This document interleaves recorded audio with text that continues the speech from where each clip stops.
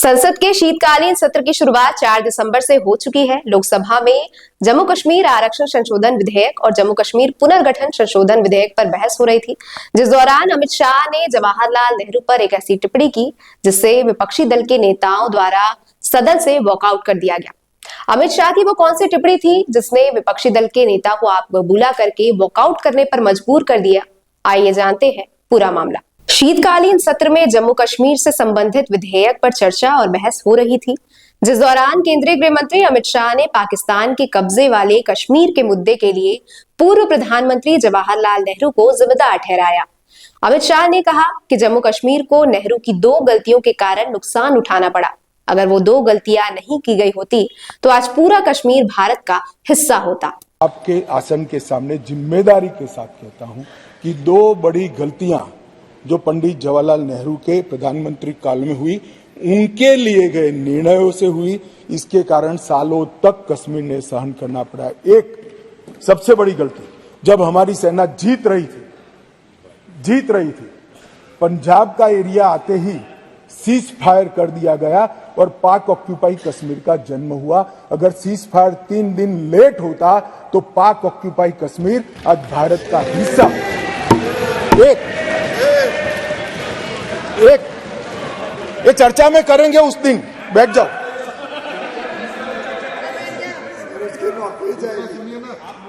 चर्चा है ना पूरा दिन। मान्यवर, और दूसरा मान्यवर अभी तो एक ही कहा है, दूसरा तो सुने। उसका कंट्रोल नहीं था। बैठ जाओ। मेरा जन्म नहीं हुआ था। मान्यवर अमित भाई नहीं थे।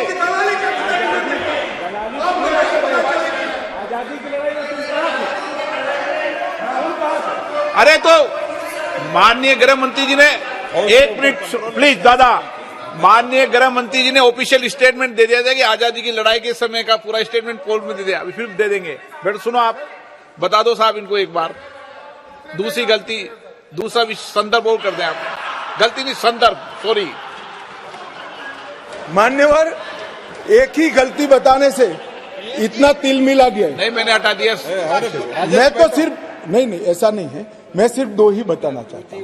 एक, पूरा कश्मीर जीते बगैर सीज फायर कर लिया, और दूसरा, यूएन के अंदर हमारे मसले को ले जाने की बहुत बड़ी गलती की।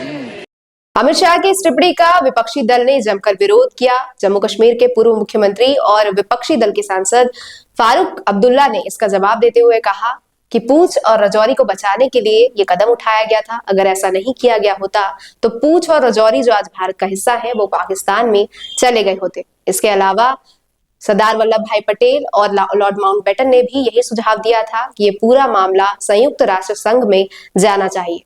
इसके अलावा भी आतंकवाद पर उठाए गए सवाल पर फारूक अब्दुल्ला ने क्या कहा, आइए सुनते हैं। ये कभी कबूल नहीं करें। चलता है, सियासत है।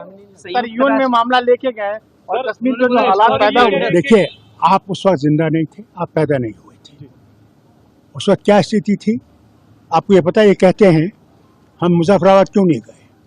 उस वक्त पुंछ और राजौरी को बचाने के लिए फौज को डाइवर्ट कर दिया गया कि पुंछ और राजौरी बच जाए। आज पुंछ और राजौरी आज भारत का हिस्सा है, उसी मेहरबानी से है, नहीं तो वो भी गया होता पाकिस्तान के। संयुक्त राष्ट्र में ले जाने के लिए भी बताया।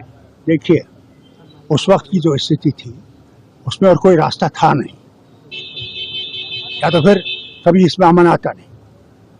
इसे लॉर्ड माउंटबेटन और सब ने सलाह की, उसमें सरदार पटेल भी थे, सब थे कि इससे जाना चाहिए यूनाइटेड नेशन में।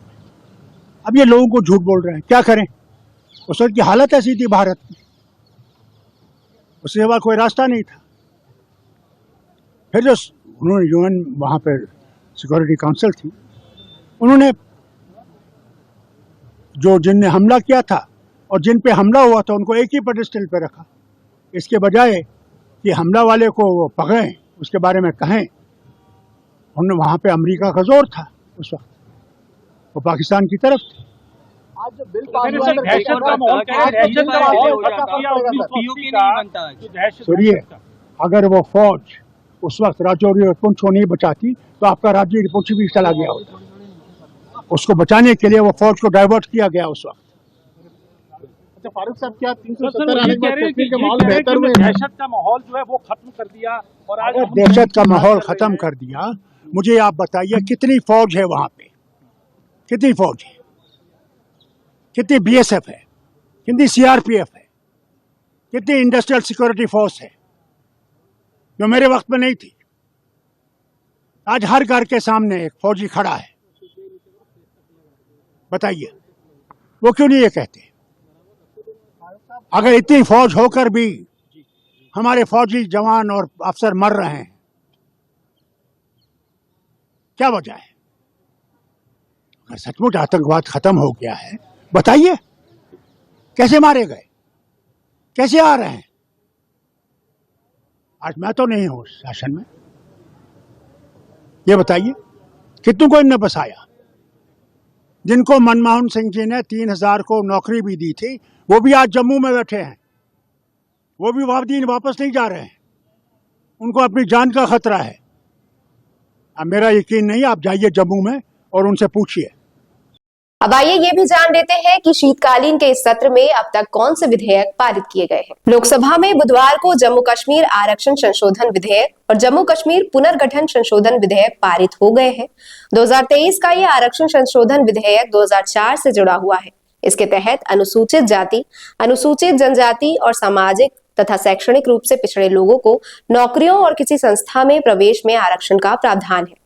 2023 का पुनर्गठन विधेयक 2019 से जुड़ा हुआ है, जिसमें 1950 के अधिनियम की दूसरी अनुसूची में संशोधन किया गया है, जिसमें जम्मू कश्मीर विधानसभा में 83 सीटों से बढ़ाकर 90 करने का प्रावधान है।